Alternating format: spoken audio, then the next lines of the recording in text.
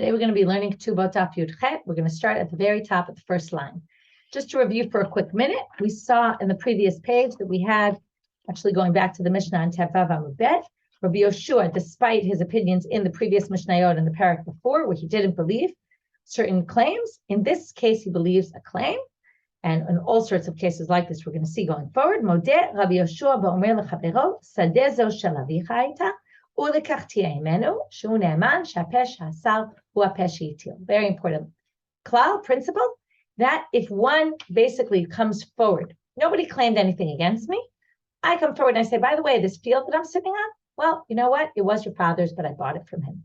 Okay, I'm believed because I'm the one who brought the claim that it wasn't mine to begin with. And I'm the one who basically says, but it is mine now. If I hadn't said anything, I'd be believed. It would be mine because I'm living here.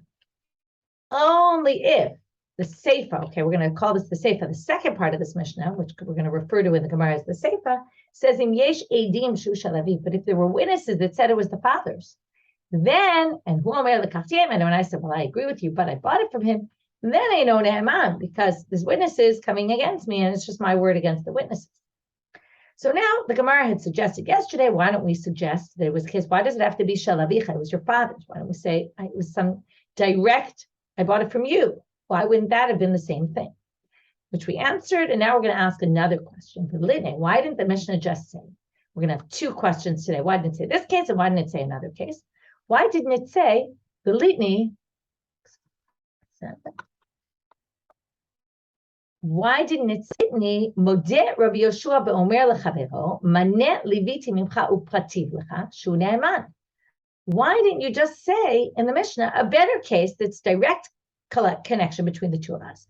That Rabbi Yoshua would say, if you say to someone, I borrowed money from you, but I paid you back, shu ne'eman. Like that would be a good case. You didn't claim I owed you money. And all I say is, listen, you lent me money, but I already paid it back. So you'd be believed because it's a clear case of peshitil. So why didn't we say it here? So the Gemara says, well, it's not exactly true that the reason we believe me is because of peshitil. And really the seifa of the Mishnah is going to create a problem for this. Because what is the reason we didn't bring this up in the Mishnah is because the latter part of the Mishnah wouldn't be true. In the second part of the Mishnah, it says, Im yesh edim, right? If there's witnesses that said that I loaned you money, in this case, let's fill in the blanks. Witnesses came and said I loaned you money, I wouldn't be believed to say I paid you back. So in this case, you actually would be believed. So here, let's read it inside. Mishum tekavayim in seifa, because the latter part of the Mishnah says, Im yesh edim shulavan mimenu, right? They're filling in the words here. If there's witnesses that you borrowed from, that I borrowed money from you, hu omer parativ, but I said I already paid you back. Ain't no ne'eman, right? The Mishnah would say I wouldn't be believed in that case because it's not based on my admission. Right? It's based on two witnesses standing against me, and it's just me claiming I paid you back. And according to our Mishnah, I wouldn't be believed. But guess what? I am believed.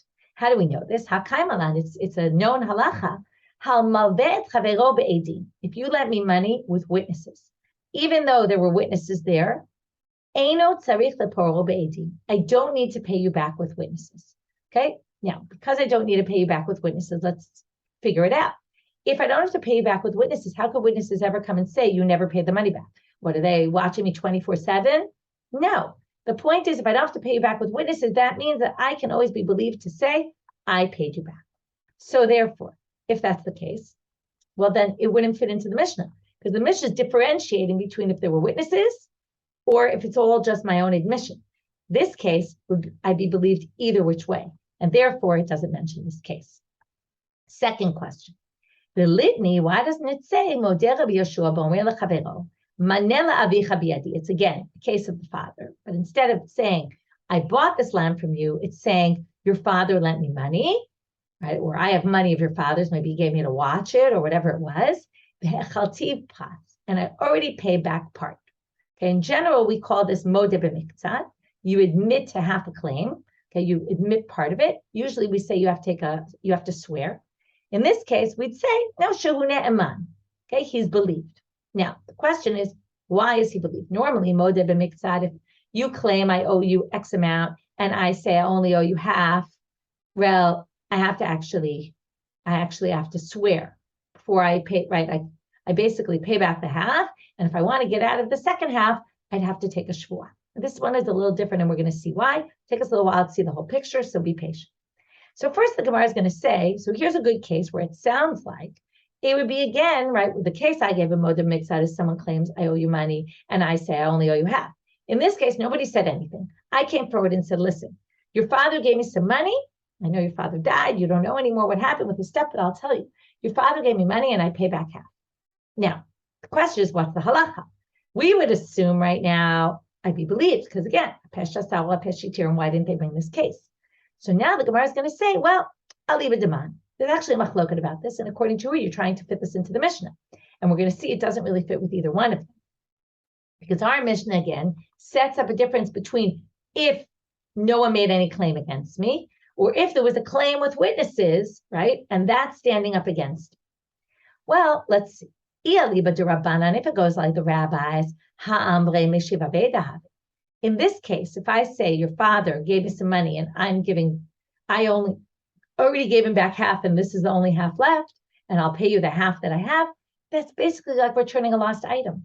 Whether you made a claim about it or not, either which way, I'm believed, and basically be thankful. It's like getting a gift. It's like getting back a lost item because you really had no way to claim that money. Okay, we'll see why soon. Okay, we don't really understand yet why the rabbis say this. Leave it to Rabbi Eliezer ben Yaakov. And then again, that wouldn't fit in our Mishnah because our Mishnah differentiates whether there's a claim or whether there's not a claim. And also, if it's Meshiv Aveda, it's not working on the principle of Hapesh Asa or Hapesh Yitil, which is what our Mishnah is based on. So now they say, and leave it to Rabbi Eliezer ben Yaakov, Hamar Shvu Abai. Rabbi Eliezer ben Yaakov actually doesn't say that I'm believed. I actually have to swear in that case. So for sure, it doesn't match him. And how do we know this? Titania, as it says in a braita. Rabbi Eliezer ben Yaakov Omer, Pa'amim she'adam nishba al ta'anat atzmo. There's sometimes where somebody makes their own claim, sounds like a pesh asa or a pesh yitil case, but he has to be nishba, has to swear on it, meaning we don't hold a pesh asa or a pesh yitil, right? Because I came forward with information unbelieved about the rest of it. So let's see. Ketzav, what's the case? Exactly our case. Maneh la'avicha biyadi, I have 100 zuz of your father's, and a chativ pras. I gave back half. Harei ze nishba, v'zehu shenishba al tanat atzmo. This guy has to swear, meaning I have to swear, and this is a good case where I swear based on my own claim. Sounds like exclusively my own claim. Soon we're going to see not even necessarily. V'chachamim omrim eino ela k'meshiv aveda patur. No, I'm basically returning a lost item. There's no way you would have gotten this otherwise, and I'm exempt. So Rabbi Eliezer ben Yaakov, lately Meshiva Veda Patur. I don't understand Rabbi Eliezer ben Yaakov, the Gemara says. Of course you should be exempt. But it's all my own admission. So how could it possibly be that I'm not returning a lost item, or not like someone who's returning a lost item? You'd have no way of ever getting this from me. So Amarav B'toano Katan. No, it's a case where the child of this dead person comes forward and says, listen, before my father died, he told me that you owed him money. So he does come with a claim against me. Yes, he's a katan, but he does, we'll get to that in a minute. He's a minor, but he does come with a claim against me. And therefore, it's not a case of a pesh shasal or pesh yitir because there is a claim against me. And that's what Rabbi Eliezer ben Yaakov will believe him. To which the Gemara says, still, why is he believed? And I have to swear. It doesn't make any sense. Hamarmar, wasn't it stated, katan? You don't ever have to swear on a claim made by a minor or a deaf mute or shotet, or one who is not of sound mind, because those people are considered people who don't have da'at, and therefore we don't take their claim to be anything. It's not that we don't believe them at all. It just doesn't stand up in a court of law. So the Gemara answers, well, my katan, we didn't mean katan really, we meant gadol. We meant an older child, okay, or an older person who is making a claim for their father, right? Now, their father's no longer alive. So in which case it's a valid claim. And that's why Rabbi Eliezer ben Yaakov requires me to swear. But then Amai Karile Katan. So why does it call me Katan then? If that's the case, it doesn't make any sense that I would be a Katan in that case. To which they answer, my Dilagabe Mile Da'aviv Katanu. It's a great line, right? Your parents will always be considered children. Okay, right? The parents always consider their children. You could be 50 years old and they could still think you're their child. You're a child. But what it really means here is when a parent dies, the information a child has is never as strong as the information the father himself had. and they're always considered like a minor. It's basically meaning it's a weaker claim. So that's why Rabbi Eliezer ben Yaakov is good, and that makes sense then that there's a machloket about this. The rabbis will say it's not a strong enough claim, and Rabbi Eliezer ben Yaakov will say it is a strong enough claim to require me to take us to swear. However, Gemara is going to have a problem with this though, and ultimately reject this reason, this logic, or this way of understanding the case. It says, what did Rabbi Eliezer ben Yaakov say? Sometimes you can have someone who has to swear about their own claim. Now, this isn't his own claim. This is other people's claims. It's a claim someone else made. And the whole point is he has to swear because someone else made a claim against him. That doesn't match the words that Rabbi Eliezer ben Yaakov said, which is sometimes you have to make a claim, you have to swear just based on your own claim. It's not true. That's not what it is. So this line of reasoning doesn't stand. To which the Gemara said, well, what it really means is it's other people claimed it and you admitted. So they say that's any modeh b'miktzat. Kulu ta'anta ta'anat achirim v'hodat atzmo. All cases of modeh b'miktzat, and he's trying to say this is a unique case of modeh b'miktzat where in any case you have to swear. But all cases of modeh b'miktzat are one person makes a claim and the other person admits to only part. So that doesn't make any sense. So they're now going to say the machloket is based on something else. The Amar Rabba. Rabbi said the following. Now, I didn't really explain this, but now, and I specifically didn't do it until now, because now we're going to get to it in the Gemara. Why is it that if, let's say you come and claim, I loaned you 100 shekel, and I say, or $100, and I say, you know what, you did lend me the money, but I already paid you back 50. So why do we say that I have to swear? To which, right, it almost sounds like I'm more believable because I'm admitting, I'm not saying it's not true, right? And I could have just lied and said, I don't owe you anything. And remember what we said before, even if you loan me money with witnesses, I'm believed to say I paid you back. I could have said I paid you back everything. So now the Gemara says why? And now we're going to get into what's the psychology behind this. How do we assume humans are going to behave in particular situations? So theoretically, I could say, and now we're going to understand why I'm basically believed when I say I paid you back. Because there's this principle in a regular case. If you were nice enough to lend me money when I needed money, there's no way I'm going to look you in the eye and say, you didn't lend me any money, or I paid everything back. I know what you're talking about. That would be really obnoxious of me, right? And I would have to have a lot of audacity to do such a thing. We don't expect that of people. And therefore, really, okay, so now we go through a few steps here. In this case, really, I wanted to deny the whole thing because I didn't want to have to pay you back anything. But the reason I didn't deny the whole claim was mishum de anadami is panav. We assume that I won't be brazen enough to do that. Going now to Amud Bet. Ubekulu by delogin. Theoretically, then, once we say anadami is panav, so theoretically, I wouldn't then lie about any of it. And really, the next step would have been that I would say, this is like what's going on in my mind. Again, it's what the rabbis are assuming is going on in the mind of the person who borrowed the money. So then I'll say, well, you know what? I don't want to, right? Then I may as well admit to the whole thing because I'm not going to get up in front of your face and say, you didn't lend me money. But then I rethink and I say, listen, I really don't have the money right now. So, hi, Dilo Odele. I do this in between. I won't say in your face, you didn't lend me money. So I'll go and say, yeah, you lent me money. So, but what do I really want to do? In other words, I didn't admit to the whole thing. Why? Because I want to get you off my case. I don't want to pay you the money now because I don't have it. B'savar, now, this is what we call a white lie, maybe something like that. I said, look, maybe over the next few years, I'll make up the money. I'll pay you eventually. So now, what's the issue? Really, I'm not dishonest enough to lie in your face. I don't have the audacity. So what do? I partially lie. I said, listen, you lent me the money. It's true.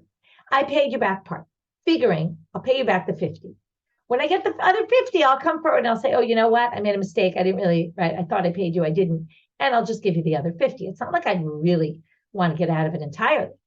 But if that's what the rabbis assume I'm doing, the rabbis say, well, if that's the case, you're lying. In which case, Rahman Amar, the Torah says, or more in this case, the halacha says, Rami shvua alei, force me to swear, because if we force me to swear, I'm not going to lie under oath, and then I'll really admit to the whole thing. That's why modeh mikta yishava. Now, if I'm really telling the truth, so then I'll swear, and I'm telling the truth, and what's the big deal? If I'm not telling the truth, making me take a shvuah is going to make me tell the truth, okay? Because people don't like to swear under oath. So now, what does that have to do with the machloket, Rabbi Eliezer ben Yaakov and the rabbis? What's the difference between this case and a regular case? This case that we just said right now, modeh b'miktzad, is when I won't be brazen enough to say it in front of your face, you did me a nice thing. In this case, it's the face of the child of the person who helped me. And that's the machloket of Rabbi Eliezer ben Yaakov and the rabbis. Rabbi Eliezer ben Yaakov savar lo shna bo v'lo shna bibno eino meiz. It doesn't matter him, it doesn't matter his son. You wouldn't have the audacity to lie in front of the face of either the person who helped you or any of his family members for all intents and purposes. And that way we don't view this as I'm returning a lost item. We think I have no choice and I'm definitely going to tell the truth. It's just I might lie about part of the truth and therefore we're going right. I might bend the truth a little and therefore we make me take a swear on the rest of it. Rabbanit or the rabbis hold just because I don't have the audacity to lie in the face of someone who did it, that's because I know that they know the truth. Their child doesn't know anything. I could easily lie in front of their face, right? Part of it is that I'm not going to be what we call kafoi tova and, spit in front of the face of someone who helped me. And that's really Rabbi Eliezer ben Yaakov. You're not going to spit in front of the face of their child either. But if they're not the ones who helped me, first of all, maybe I really don't care. And number two, it's partly that how can I lie in front of the face of someone who knows that I'm lying, right? They know for sure that I'm lying. So basically, their child doesn't know anything. Maybe I'll get up the guts to lie in front of them. And therefore, midelohi is the fact that, and then basically we're assuming, since I could have said I pay back everything, since I didn't say that, or I could have said I don't even know what you're talking about, there was no loan, therefore, meshiva vedavi. Therefore, it's like I'm returning a lost item. Either way we look at it, it doesn't match the case in our Mishna, because this has nothing to do with whether Adim or no Adim, or right, nothing to do with it at all. It all has to do with, do we look at me as Meshiva Veda, or do we look at it as modeh b'miktzah case, and depending on whether you hold, would I have the nerve to lie in front of the child or not? Moving on to the next Mishna. Now we're going to talk about a shtar. Again, in the same way, a document with signatures. In order to have a document and use a document in court with signatures, you have to validate the signatures, just like when you get a bank account, you sign your name, and then they check things based on your signature. So, the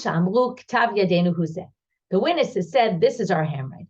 So you have to do what's called kiyum shtakot. You have to either have the witnesses validate their signatures, come and they sign, and they say, oh, look, this is my signature. And in our day, that's what you would do. And that day, they would just testify and say, this is my signature. I admit I signed on this document. Or you could have either records of the court or other witnesses say, I saw their signature in other cases, and this is their signature.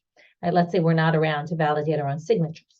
So in this case, again, we're going to have a case of hapesha asal hu hapesha itil. Eidim she'amru k'tav yadeinu hu zeh. Witnesses come and say, this is our handwriting, this is our signatures. Aval anusim hayinu, k'tanim hayinu, psulei edut hayinu. But we were forced. I didn't really mean to sign this. Somebody forced me into it. Or I was a minor when I signed it. I wasn't a valid witness. Or I was a psul edut. I was either, I stole, I was a gambler, one of the things that knock out people from witnesses, or you could say I was a relative of the person who I signed it for. So again, if I hadn't said anything, right, the signatures wouldn't be valid anyway. So we believe me when I say this is my signature, but it's not valid for the following reasons. But again, if there were witnesses that validated our signatures already, or we had other places where we had our signatures on record and they were able to check them without my testimony, I'm not believed, because basically there's witnesses standing up against me. My signature's there, it's valid, and we don't believe it. So now Rami bar Chama is going to come in and narrow this a little bit, limited. I'm a Rami bar Chama. We're going to have two versions of Rami bar Chama because the first one's going to be a little difficult. We're going to reject it and reread Rami bar Chama. Lo shanu ela. Now he's talking, according to the first reading, about the second case. When there's witnesses, we don't believe my claim. Okay? Lo shanu ela shambru anusim hayinu machmat mamon. What kind of claim don't we believe? If I say I was forced to do it for money, meaning someone gave me money and convince me to do this. No, we don't believe that kind of claim. Why? We don't believe it because there's this principle, we'll see it in the Gemara very soon, Ein Adam Mesim Atzmo Rasha. I would never come into court and say something that's self-incriminating. We assume I wouldn't do that. So if I come to court and say, someone offered me money to sign on that, we don't believe me because there's no way I would come into court and incriminate myself and basically make myself into an evil person by saying I took money to lie, right? We wouldn't believe me. So again, this is all human behavior. What do we assume? We assume I must be lying because it wouldn't be that I would incriminate myself in court. So now, right, it could be someone paid me now to undo it. This is a classic case of, you're in a witness. Why do they have witness protection programs? Because people threaten the witnesses. They see they're going to testify against them and they threaten them and say, if you say that, we're going to beat you up. And then they change, right? They say to the police, we're going to testify against this person. And all of a sudden they say, oh no, I have nothing bad to say about them, right? We're worried about that kind of thing. So now they say, but if they claim that someone put a gun to their head and force them to do it, then even if there's witnesses, and it's not a pesha sawa peshit here, because the witnesses validate our signatures, hare elu ne'amanim, we are going to believe them to say that someone put a gun to our head and made us do this. So Amarle Rava says, how could you possibly say that? It makes no sense. We're not going to accept even that, right? It can't undo two witnesses that validate our signatures. Why? Kol kamine, could you really say that? There's a principle, and this is based on what I said about witness protection programs. Once you say something in court, you cannot change what you said. This is based on a drasha, on a pasuk, which talks about someone who doesn't come forward with testimony that they know about. Im lo yagiv v'nasav, it's in Vayikra chapter 5. If you don't tell testimony, you will get punished. Now, theoretically, you could tell later, right? So the idea is here that we're assuming if you don't tell, you have one opportunity to tell. And basically, we're going to apply this to once you say it, you have one chance to testify in court. If you don't tell the truth, you can't come later and say, oh, I didn't mean what I said. There's no chance to do it. So there's no way you could claim, oh, well, someone put a gun to my head, because we don't believe you the second time. To which the Gemara says, if you suggest, Rav is actually saying, right? So he asked the question, but they said, if you want to try to answer it this way, I'm going to knock your answer out. If you want to say, Hani mile al pet, that's only, okay, right? Im lo higid, if you didn't speak, but maybe there's a difference between spoken word and the written word, a signature on a document. Aval bishtar lo, maybe that whole thing about not being able to undo testimony doesn't apply to a document. And one, you could claim, I signed on that document under false pretenses, but that's not true because Ha'amar Rabbi Shimon ben Lakish, Eidim hachatumim al ashtar na'aseh k'mishenech karai edutam b'beitim. If you sign on a document, it's as if you were grilled in court and your signature stands up. So if witnesses come and say that's a valid signature, you can't undo it. So Rami bar Chama doesn't make any sense that you could come forward and say, someone put a gun to my head and that's why I did it and we'd undo your testimony. No way, no how. What Rami bar Chama said must have been said on the first part, where it says, Hare elu ne'amani. In a case of a pesha asa or a pesha yitil, then he limited it. So normally we'd accept you to make a claim.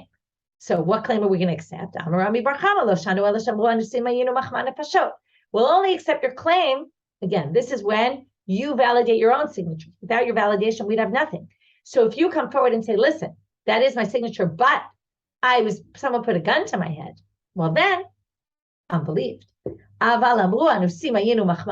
if you say, someone gave me money to testify for that, my time, and this I told you we'd see inside, there's no way somebody will self-incriminate themselves, and therefore we don't believe you. We assume the second time you're lying. Again, it's obviously very complicated. We don't really know, right? But we go based on what we assume is people are going to do. Tanu Rabbanit. Now we're going to have a braita that we won't fully understand today. We're going to start understanding and talk about which parts we do understand and which parts don't make sense. Okay, now again, this is if I come forward and I say, this is my signature, but right? And nobody else knows it's my signature. I validate it, but I say, but I'm psulim, but I couldn't have testified. We don't believe me. Rabbi Meir. That seems to go against our Mishna. Right? Our Mishna said, we do believe me. If it's hapesh asa or hapesh yitil, I'm the only one who validated, and therefore I'm believed. Rabbi Meir says no. The rabbis say you are believed. So bishlam ala Rabbanan, we understand the rabbis. Kitamai. The rabbis go according to their reasoning. That we already saw in the Mishna. Ela Rabbi Meir, my time. So what's his reason? Bishlama psule edut mal vegufa mikara medatay gumachtim. If you say psule edut, we say we were a not kosher witness. There's no way we believe me. Why not? Because the malve himself meikara medatay gumachtim. If I lend you money and we sign on a document, I make you sign and I get witnesses to sign. They're right. You don't have to sign. Just the witnesses have to sign. There's no way I wouldn't check into those witnesses because my only way of getting back this money is that shtar. And your goodwill. I'm assuming I'm not going to count on your goodwill and I'm going to protect myself. So there's no way I didn't look into it that these edim are not psulim. And therefore, if he comes and says they're psulim, I'm not going to believe him. Viktanim nami, ben Lakish. What if they were underage? Also, Rish Lakish says, Dama Rish Lakish, Chazaka ein adam ein ha'edim chotmim al shtar elen ken naseh b'gadol. Witnesses won't sign on a shtar unless it was a gadol. In other words, we don't let witnesses sign unless they're gadolim. One witness also wouldn't sign unless the other one was a gadol. Like people also don't sign on a document unless they check out the other people they're signing with. It makes them look bad if there's a problem. So it can't be that they're ketanim. Okay, in other words, Rabbi Meir makes sense about ketanim. So we're going to be left with what about anusim, and that we're going to deal with in tomorrow's daf, both the question and try to find an answer. Okay, with that, we'll finish today's daf. Have a great day, everyone.